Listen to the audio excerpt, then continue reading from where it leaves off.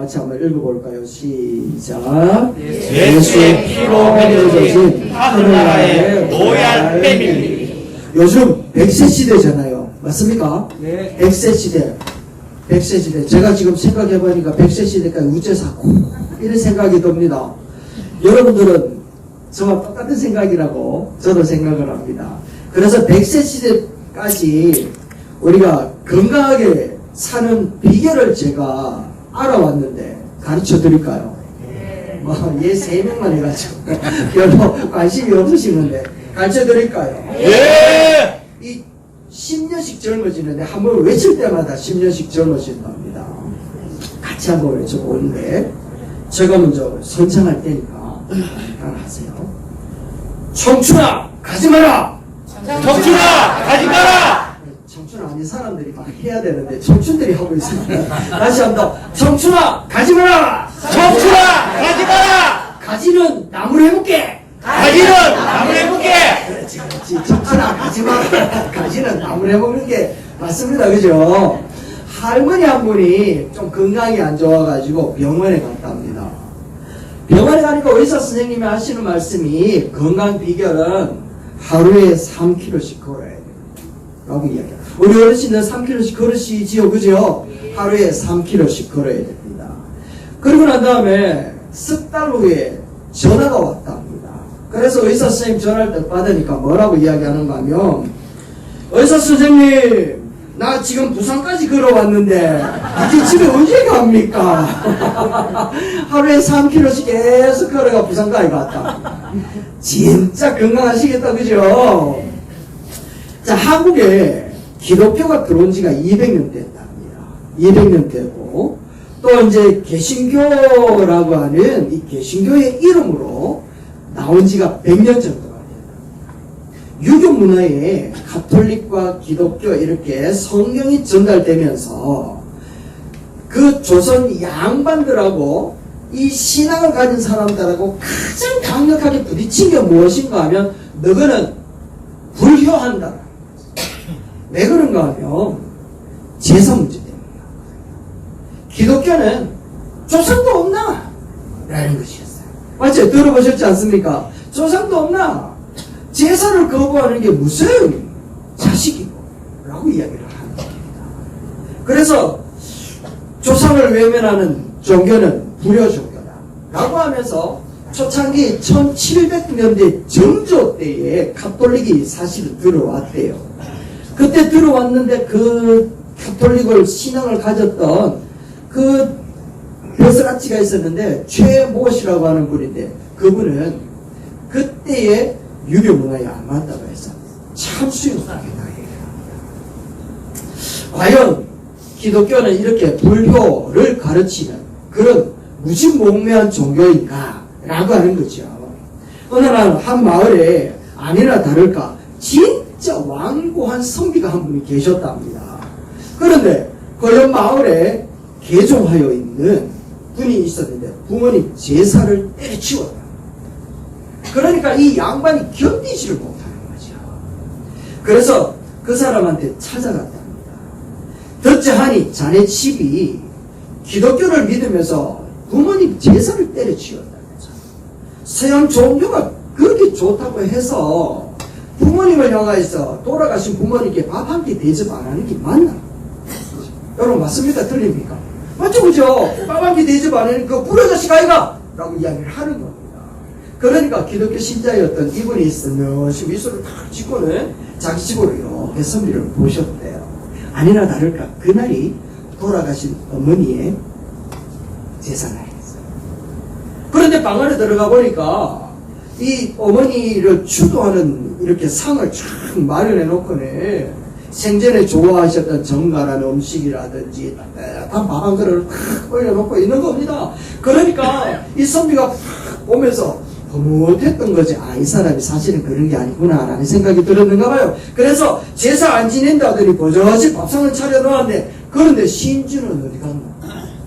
여러분 신주가 뭔지 알죠? 이렇게 폐에다가 흰종에다 착 찍어놓은 흰주. 신주 어디 갔노라는 겁니다. 그러면서 절도 안 하고 멀찍이 서서 기도만 하고 있노. 어서 어머니한테 빨리 기도해라. 기도하지 말고 이렇게 숟가락 얹고 문 닫고 이렇게 나가서 절 절하고 있어라 라고 얘기를 했다. 그죠? 그러니까 이제 집주인이 선비한테 조용히 다가가서 이렇게 질문을 하는 겁니다. 선생님, 지난달에 선생님 아버님이 돌아가신 그 묘소에 다녀오셨죠? 다녀왔다라는 거예요. 그러면서 잘 드시는 소주하고 밤하고 배하고 이렇게 탁 올려놓고 왔다라고 얘기를 하는 겁니다. 그러니까 묻는 말이 뭐라고 이야기하는가 하면, 그럼 선생님 아버님께서 그날 올린 술을 몇 잔이나 마셨습니까? 그죠? 또 밤은 몇 개나 드셨고 사과는 몇 개나 드셨습니까? 이런 물어보는 겁니다. 그러니까 여러분 뭐라 대답했을까요? 그러니까 뒤통수 뚝 치면서, 야 이 사람아, 영원히 어떻게 뭐 음식을 먹노? 그냥 죽은 사람이 진짜 입을 벌려서 음을 먹겠나? 그냥 향기만 가진 거지 라고 이야기를 했다는 겁니다. 그러니까 이제 집주인이 맞습니다. 돌아가신 분이 영원히 사람이 먹는 밥과 술을 마실 수 없잖아요. 만약에 영원히 진짜 음식을 먹는다면 양반 선생님은 진짜 불효자입니다. 왜? 그럼 눈 동그래지잖아. 왜? 그러니까 364일은 대접 하나도 안 해놓고 딱 하루만 밥상을 차려놓고 있으니 조상신한테 딱 하루만 먹이고 364일은 쫄쫄 굶기는 거 아닙니까? 그렇죠? 그러니까 불효자시죠? 라고 얘기를 하더랍니다. 그러면서 이제 이런 이야기를 하는 겁니다. 저희 기독교는 부모님이 살아계실 때 하루 삼시세끼를 잘 대접하고 돌아가신 후에는 절하는 것 대신에 모여가지고 사랑을 기념하고 부모님을 추도하며 감사하는 겁니다. 그래서 1년에 한 번씩 밥상 차려드리는 그런 효도가 아니라 진짜 살아계실 때 효도하고 떠난 후에는 그 사랑을 기념하는 것, 이것이 우리 기독교에서 하는 참 사랑입니다 라고 이야기해요. 여러분 어떻습니까? 기독교는 이래도 진짜 효정신이 없는 불효한 정신을 가진 그런 종교는 아닌 것 같죠. 마가복음 7장에 보면 오늘 우리가 읽지 않았습니다만 고르반이라고 하는 게 나와요. 이게 뭔가 하면 부모님한테 이렇게 양육하고 도와드려야 되는 그런 것이 있는데, 요게 싫으냐, 이 부모님한테 동양하는 게 싫으니까 하나님 앞에 드렸다라고 이야기하고는 하나님께 안 드리는 거, 이걸 보고 고르반이라고 이야기를 하는데, 그런 사람들, 이 얄미운 사람들 있잖아요. 종교적인 것에 편향해가지고 부모님을 공경 안 하는 자식들, 그 자식들을 향해서 뭐라고 이야기하는가 하면 이렇게 이야기하는, 청년들 큰 소리 읽어봅시다. 시작. 너희가 만든 악한 핑계로 내 부모를 공격하는 하나님의 계명을 어기는구나. 그렇죠. 너가 핑계대고 하나님 부모 공경해놓는 하나님의 명령을 왜 어기노? 라고 이야기합니다. 성경은 절대로 불효를 가르치지 않고 진짜 효를 가르치는 것이거든요. 그런 의미에서 에어컨이 너무 세서 어르신들이 추우신 것 같습니다. 바람만 약하게 만들어주세요. 네. 끄면 너무 더우니까 바람 세게만 조절해 주시면 감사하겠습니다. 네, 감사합니다. 여러분, 제일 아름다운 식물이 있는데 혹시 그 식물이 뭔지 아십니까? 제일 아름다운 식물, 자식. 들어보셨습니까? 자식. 여러분, 자식 다 아름답지 않습니까? 그래서 그 자식이 제일 아름답답니다. 식물 중에 가장 아름다운 자식. 여러분들 자식 많이 자랑하시기를 바랍니다. 이렇게 예수님은요, 효를 근본적으로 가르쳤어요. 뿐만 아니라 예수님이 십자가에 달려서 돌아가실 때였습니다. 정말 온몸에 상처투성이었고, 정작 아들이 죽어가는 그 장면을 바라보는 어머니를 바라보는 그 예수 그리스도는 그 자식, 그 부모님을 어떻게 도와주시는 방법이 없잖아요. 그래서 어떻게 이야기를 하는가 하면, 사랑하는 요한이라고 하는 제자가 있었는데 이 제자한테 이렇게 이야기를 하는 겁니다. 요한아, 네 어머니가, 나는 지금 죽음을 맞이해서 하늘로 가는데 이 어머니는 남아 계신 거야. 네가 좀 내 대신에 그 어머니를 생각하고 좀 모셔다오 라고 부탁해. 그러니까 이 요한은 예수님의 제자거든요. 이 요한이 마리아라고 하는 이 어머님이 돌아가실 때까지 계속해서 공양하며 효도를 대신했다고 합니다. 죽음의 경각에 이르렀을 때에도 예수님은 불효하지 않았습니다. 끝까지 자기 어머니를 책임지는 진짜 아들이었습니다. 그런데 오늘 말씀해 보니까 누가 내 어머니냐? 라고 이야기하는 그 말 한마디 때문에 야, 기독교는 진짜 효도 없고 불효하구나 라고 얘기를 하거든요. 그거 아니라는 거예요. 그런데 그러면 예수님께서 왜 누구든지 하나님 아버지의 뜻대로 행하는 자가 내 아버지고 내 형제고 내 자매고 내 부모라고 이야기를 했을까? 왜 그렇게 답답한 이야기를 했을까? 사실은 예수님이 어느 날부터 말 잘 듣는 착실한 아들이었거든요. 그런데 어느 날 예루살렘에 갔다가 오고 난 다음부터 확 바뀌어버린 겁니다. 그러면서 이상한 능력이 나타나서 손을 대니까 병든 자가 낫고 귀신이 막 떠나가는 일들이 막 생기는 거예요. 그리고 또 종교 지도자들하고 맞서가지고 막 싸우는 거예요. 그러니까 온 가족이 듣고는 야, 맏아들이 이래가 되겠나. 맞은데 집안에 장손인데 큰일 났다 싶은 거예요. 그래서 이제 온 집안 식구들이 내려와가지고 말리려고 예수님한테 온 거야.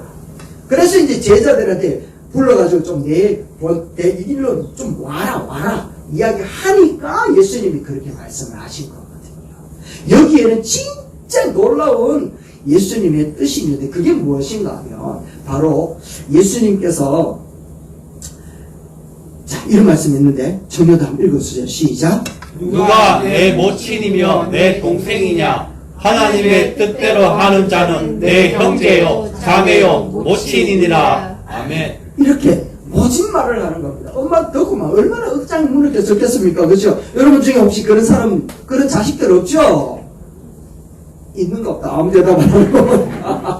없기를 바랍니다. 할렐루야. 아멘. 자, 이렇게 말씀을 하신 데는 진짜 큰 비밀이 있는데 무엇인가 하면 예수님이 하나님의 아들인데 인간의 모습으로 오셔서 이제 혈통으로 맺어진 가족의 범위를 확장시켜내고 싶으셨던 겁니다.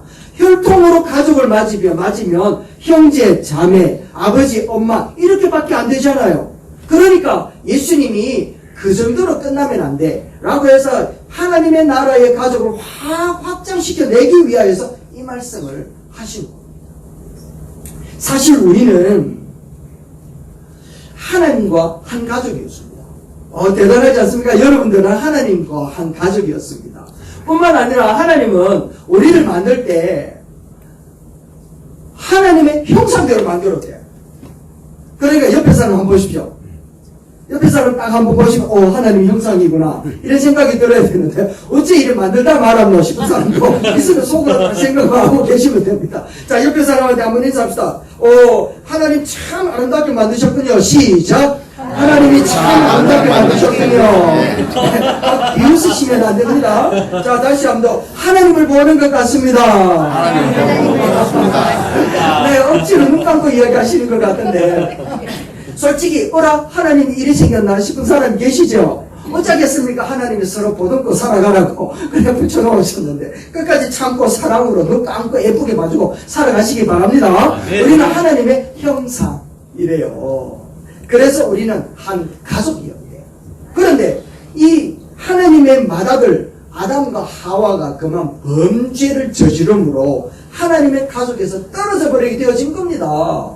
그러니까 자기 스스로 하나님 없이 살아야 되는 그런 영적인 고아의 형편이 되다 보니까 세상의 고난과 아픔과 눈물과 쓰라린 것들이 다 찾아와가지고 영원한 심판과 죄의 종으로 정말 지옥 형벌을 받을 수밖에 없는 그런 신세에 머물러 있었던 거예요. 그래서 하나님께서 이래서는 안 되겠다 하셔서 예수님을 보내셔서 우리를 자녀 삼으시고 또 자녀 삼으신 것으로 끝나는 것이 아니라 우리를 입양시키시며 능력을 회복시켜 주시는 것이죠. 그래서 우리를 향하여서 하나님을 아버지라 불러라 라고 이야기를 하는 겁니다. 여러분, 한국에 신이 몇 명 있는 줄 압니까? 신이 정말 많거든요. 그런데 일본에는 5만 가지 신이 있답니다. 한국에는 그보다는 좀 적은데 신이 엄청나게 많아요. 제가 신에 대해서 연구를 했는데 어떤 생각이 들었는가 하면 그렇게 수많은 신들이 있지만 자기를 수종 들고 섬기는 사람을 보고 니는 내 자식이다라고 하는 시는 하나도 없더라. 맞죠? 하나도 없다. 니는 내 잘 섬기래. 그래야 니 복 준대. 이런 시는 내 수도 없이 봤는데 니는 내 아들이대. 라고 하는 시는 하나님밖에 없더라. 우와, 그렇구나. 이리 생각이 드는 거예요. 그래서 우리가 잘 안 믿으니까, 제대로 안 믿으니까 하나님이 니 그래도 못 믿겠나? 그럼 내 성경에 기록해 놓을게 합니다. 딱 기록해 놨는데 이렇게 기록해 놓을게요. 읽어봅시다. 시작. 너희는 다시 무서워하는 종의 영을 받지 아니하고 아니하고 양자의 영을 받았으므로 우리가 아바 아버지라고 부르느니라. 아멘.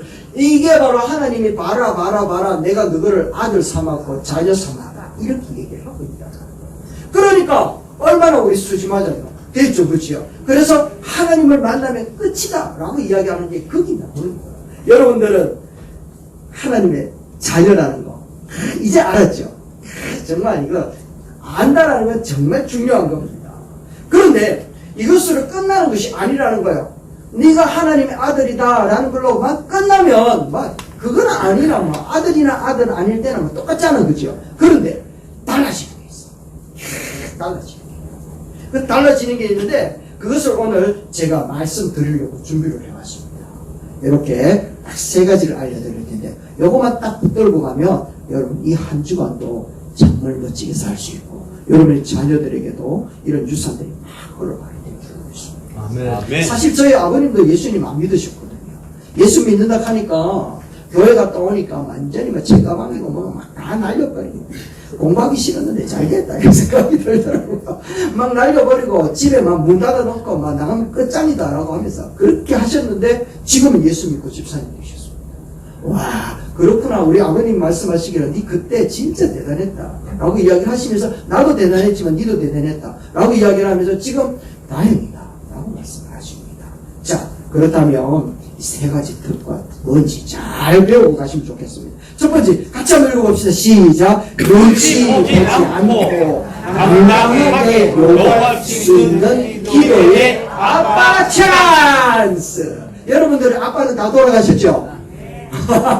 아멘, 아멘, 할렐루야. 감사합니다. 자, 우리들의 아빠는 돌아가셨지만, 육체적인 아빠는 다 돌아가실 수밖에 없지만, 우리들의 영적인 아빠는 영원히 살아계시는 줄로 믿습니다. 아멘. 여기서 아빠 찬스라고 하는 건 기도거든요, 기도. 여러분들, 기도할 때 뭐라고 빕니까? 비나이다 막 하면서 이렇게 기도하면서 있잖아요, 그죠? 그러면서 마음에는 어떤 마음인가 하면 두려워하는 마음으로 빈단 말이에요. 저도 사실은 빌어먹고 사는 사람이잖아요. 왜냐하면 하나님께 빌고 살거든. 기도하면서 살거든.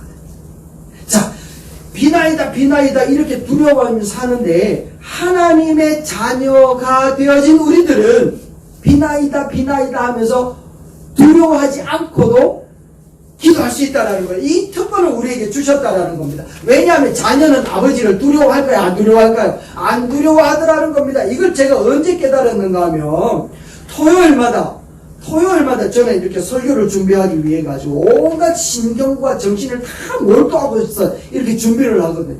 그래서 하루 종일 집중을 하다 보니까 머리가 하얗게 쎘는데 여러분 모르겠죠? 왜냐면 다 빠져가지고 하얀지 모르겠죠? 그렇게 막 집중을 하는데 막 교회에서 전화 한 번씩 오고 하면 굉장히 날카롭게 대화하기도 그렇거든요. 그러니까 우리 교회는 다 알아요. 토요일에 전화하지 말자. 큰일 난다. 초성 나기 전에 전화하지 말자. 또 집에서 저희 아내도요. 진짜 토끼들은 이렇게 뒤꿈치 들고 이렇게 다 긁거든요. 그렇게 준비해오는 게 20년 됐습니다. 토요일에 진짜 전쟁을 치르거든요. 왜냐하면 설교를 준비하는데 이게 한 번 없고 두 번 없고 세 번 없고 마지막까지 엎었다가 다시 만드는 게 설교라는 거예요. 그런데 어느 날이었습니다. 어느 날 막 땀을 뻘뻘 흘리면서 준비하는데 아들이요 갑자기 문을 팍 열면서 하는 말이 뭔가 하면 아빠 더우니까 냉장고에서 아이스크림 하나 꺼내줘. 우와, 이런 일이 우리 집에 있으면 큰일 나거든. 아니 멍멍하게 이렇게 쳐다보고 있으니까 아들이 한숨 더 뜨는 겁니다. 뭐 하고 있나? 빨리 꺼내둬! 없다! 이렇게 얘기를 하는 겁니다. 그러니까 옆에 안방에 앉아있던 저희 아내가 소스러치게 놀래가지고 쫓아나와가지고 니 지금 뭐하는? 아빠가 지금 어떤 상황인데? 그러면 안 된다. 막 이야기하는 겁니다. 그런데요, 더 놀라운 사건은 그 다음 또 벌어졌어요. 제가 아들이 뭐하노? 빨리 안 꺼내주고 라고 하는 그 말이에 그렇게 땀을 뻘뻘 흘리면서 준비하던 그 설교문을 딱 놓고 벌떡 일어나가 냉장고 문을 열고 아이스크림을 꺼내주더라는 겁니다. 아버지와 아들, 기세 싸움이구나. 기세에서 밀렸다. 이런 생각이 들더라고요. 그러면서 딱 끝내주면서 하는 말이 다치지 말고 재밌게 놀아리 라고 하면서 끝내줬는데 그때 저는 엄청난 진리를 깨달았어요. 뭐냐면 아들은 아빠 눈치 안 보는구나. 아들은 더우면 아빠 냉장고 마음대로 열고 지 마음대로 먹을 수 있구나. 아들이구나. 눈치 안 봅니다. 겁도 안 내더라고요. 왜요? 뭐 때문이라고요? 아들이기 때문에. 그렇다. 우리가 천지를 만드신 하나님의 아버지가 되고 우리는 하나님의 자녀가 되었으니 하나님 그거 안 해도 되겠구나. 여러분 이때까지 막 빌면서 두려운 마음으로 이래 살아도 되나 저래 살아도 되나 엄청나게 겁나고 두렵고 떨렸죠. 안 그래도 된다. 천지를 만드신 하나님은 우리를 자녀 삼으시고 이제 아빠 차에서 네 마음대로 해라. 아빠 이거 필요해요. 나 이거 때문에 아빠 찾아왔어요. 속상해요 라고 이야기를 해도 괜찮다. 왜? 하나님은 우리 아버지거든. 그 아버지가 여러분의 아버지인 줄로 믿습니다. 할렐루야. 그러니까요, 여러분들 하나님께 마음으로 알고 계신 하나님이 알아서, 우리가 부르짖는다고 하면 하나님이 알아서 안 주시겠습니까? 그죠? 때가 되면 주신다. 때가 되면 주신다. 두 번째는 뭔가 하면 이겁니다. 두 번째. 읽어봅시다. 시작. 백발이 될 때까지 업어주고 책임져 주시는 든든한 하늘의 때가 있다. 우와, 여러분 이때까지 우리 때가 없어서 우리 얼마나 많이 힘들었습니까? 여러분들이 청년의 시절에 나라도 힘들어가지고 나라도 가난했잖아요. 나라가 가난하니까 여러분들을 뒤에서 백그라운드 만들어줄 것이 없으니까 우리 전체 다 힘들었단 말이에요. 그런데 이제 나라가 조금 부강해지니까 우리 스스로도 힘챙기지 않습니까? 그죠? 그것처럼 우리에게도 빽이 생겼다. 제가 얼마 전에 이 이야기를 듣고 깜짝 놀랐습니다. 뭔가 하면 90살 된 노할머니가 70살 먹은 머리 허연 자기 아들을 데리고 고속버스 터미널을 갔습니다. 매표소 아저씨하고 막 싸우고 할머니 90살 먹은 할머니하고 70살 먹은 아들하고 있는데 막 싸우고. 그래서 왜 싸우는가 가만히 보니까 직원이 우대권 2장을 주겠습니다라고 싸워요. 그래 무슨 소리 하고 있는 아가씨 대인 한 장, 소인 한 장 이라고 얘기하는 거야. 이게 무슨 소리니까 둘 다 어른이면서 무슨 소리 하고 있는 나는 어른이고 야는 애다 애. 대인 한 장, 소인 한 장 또 하면서 막 싸우는 겁니다. 와 진짜 그렇겠구나 싶은 생각이 들어요. 여러분도 그렇지 않습니까? 그죠? 하나나 우리 자식 새끼들 넘어질까? 사회에 피해볼까? 이런 마음 들지 않습니까? 그죠? 부모 눈에 진짜 자식이 이른이 되어도 품 안에 어린애처럼 보인단 말이죠. 우리도 그런데 우리 하나님 얼마나 우리 하나님도 우리를 얼마나 보호하고 싶고 지켜보고 싶을까 하는가 하면 이 말씀에 딱 기록해놓고 있습니다. 한번 보세요. 제가 거짓말하는 거 아니에요. 읽어봅시다. 너희가 백발이 되기까지 내가 너희를 품을 것이라. 내가 지었은즉 내가 업을 것이요 내가 품고 구하여 내리라. 아멘. 보세요. 하나님이 너가 백발 되어도 요즘만 하나님이 깜짝 놀랄 것 같아요. 왜냐 하도 염색을 잘해가 백발이 어렵잖아요. 근데 백발이 될 때까지 내가 너가 품어줄게. 우리 90살 할매가 돼도 70살 아들 보고 야 길 조심해리, 서울 가면 차 조심해리, 사람 조심해리, 코백한데 이런 얘기 안 합니까? 그죠? 이렇게 백발이 될 때까지 우리를 품어주시는 그 하나님이 우리의 아버지예요. 그래서 우리가 하나님의 자녀가 되어진 이상 내 인생이 백발이 되어지면 그 노년이 되어도 우리 하나님이 나를 업으시고 나를 보호하시고 나를 지켜주시는 줄로 믿습니다. 좀 우리가 섭섭할 수가 있어. 좀 눈에 눈물이 흐를 수도 있단 말이에요. 뼈마디가 아파서 억울할 수도 있단 말이에요. 그런데 걱정하지 마라. 내가 너가 업고 가고 있다. 참 우리는 몰랐습니다. 저는 진짜 몰랐습니다. 그런데 때가 지나고 나니까 그때 그거 이루어졌더라면 나는 지금 죽었겠다 싶은 생각이 한두 번이 아닙니다. 그때 아픈 것이 지금 나를 건강하게 만들더라는 거예요. 그래서 우리 9988 아니 모르시는 90대까지 팔팔하게 살고 어찌어찌 되잖아요, 그죠? 텔레비전 잘 안 보시는구나. 대단하십니다. 그래, 좋아요. 자, 이제 마지막입니다. 마지막 세 번째는, 야, 이게 정말 하나님이 법적으로 딱 걸어놨어. 여러분, 진짜 무서운 게 법이잖아요, 법. 맞죠, 그죠, 법. 하나님이 법으로 딱 걸어놨어. 이게 뭔가 하면 이겁니다. 천국의 불을 물려받는 하늘나라의 상속법. 이게 법이거든, 법. 상속법으로 딱 걸어놨다. 여러분들은 막 재산이 너무 많아서 자녀들에게 남겨줄 게 되게 많죠. 저희 아버님도 재산이 너무 많아가지고 막 저한테도 재산 남겨주면 되게 좋겠다 싶은 생각이 들 때가 한두 번이 아니었습니다. 그러니까 신입사원 하나가 진짜 고생하면서 그 회사에 다니고 있었더랬어요. 그런데 상사가 막 스트레스를 주고 업무는 너무 많고 지치니까 퍽 쳐져가지고 한 9시쯤 돼가지고 아버지한테 넋두리를 하면서 전화를 걸었답니다. 아버지, 혹시 저한테 숨겨놓은 엄청난 유산이나 정말 빌딩 같은 거 어디 숨겨놓은 거 없습니까? 이렇게 전화를 했답니다. 혹시 아버지가 엄밀하게 숨겨놓으신 재벌집 회장님 아들이면 좋겠는데 혹시 아닙니까? 뭐 이렇게 했답니다. 그러면서 이제 목사님 저한테 전화 왔습니다. 목사님, 우리 아버지가 일을 안 해요. 라고 해요. 왜? 우리 아버지가 부자가 돼야 내가 부자 아들이 되는데 막 이렇게 얘기를 하는 겁니다. 그 아버지가 그 아들의 헛소리와 넋두리 듣고 마음이 좀 아프셨는가 봐요. 그러다가 이제 안 되겠다 싶어서 깊은 한숨을 쉬면서 진지하고 엄숙하게 얘기해요. 아들아, 눈치챘구나. 사실 너는 재벌가에 숨겨놓은 거야. 드라마 같은 얘기입니다. 그죠? 사실 네 진짜 아버지가 너를 애타게 기다리고 있다. 라고 얘기해요. 그러면서 이번 주 일요일 날 교회에 가고 그곳에 진짜 네 아버지를 만날 것이다.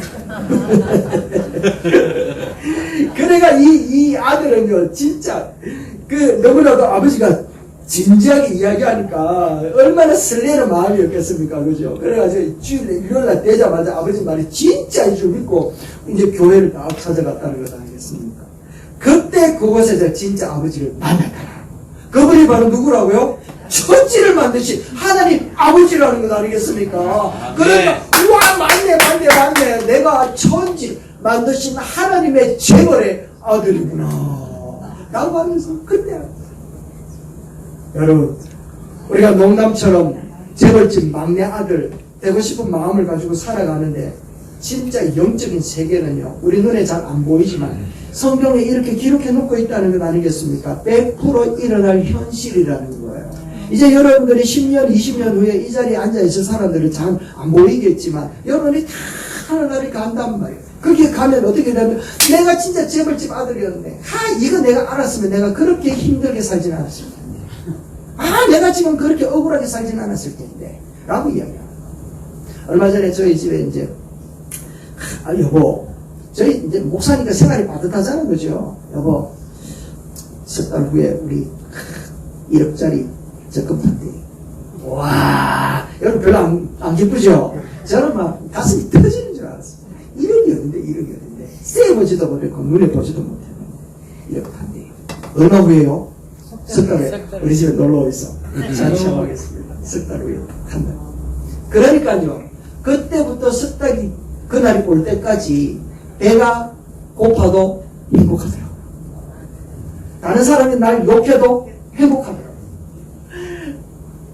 힘든 일을 만나도 행복하더라고요. 왜요? 뭐 때문에? 그렇지. 석 달에 1억 때문에 여러분 보세요. 뭔가 눈에 비치는 그게 소망이 있으니까 그 상황들이 힘들고 어렵고 답답한 상황들로 다 어떻게 지내더라?